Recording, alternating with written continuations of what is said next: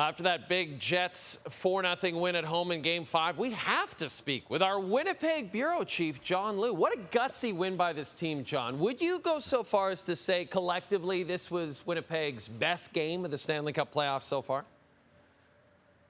Yeah, I absolutely would, Jay, because given the circumstances, the situation they were in, it's like they absolutely had to win tonight. And yes, they shut out the Dallas Stars 4-0 in Game 2. They had an incredibly dramatic moments, or a set of moments in Game 7 against St. Louis that will live in hockey lore in Winnipeg forever. But this was the most complete effort from the Winnipeg Jets from front to back, top to bottom in these playoffs. And Scott Arniel mentioned that too. From the goalie through the D, through the forwards, everybody contributed on the roster. And we'll start with Connor Hellebuck. I mean, he didn't face a whole lot this evening because his team was so good in front of him.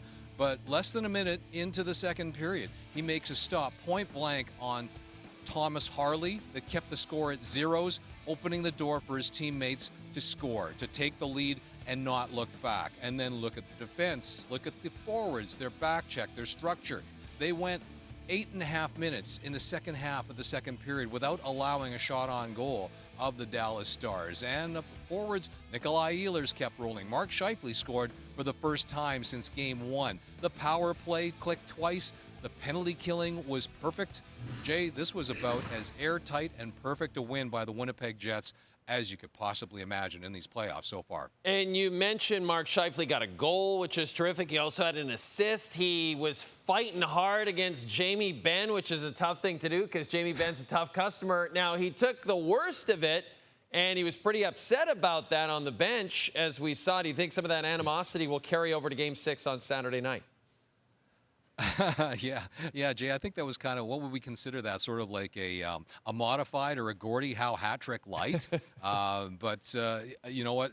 Pete DeBoer said that it's an emotional series. We're now 5 games into it. The stakes are incredibly high for the Winnipeg Jets, and so Pete DeBoer said that hatred has settled into this series. Scott Arniel, as you can imagine, was absolutely not pleased with the fact that Mark Scheifele came away with the 2-minute minor for roughing after he'd have been clocked with that left jab by Jamie Benn. And so, yeah, I think that you can certainly imagine that because the emotions are running still high, that the organic nature of this series will continue into Game 6, that there were more scrums, more post-whistle animosity in this game than there was at any other point in the series so far. And so it just makes it that much more interesting. But, Jay, I will make one more note about Mark Scheifele because we've been talking music every hit in this series so far, and I'm going to stick with that.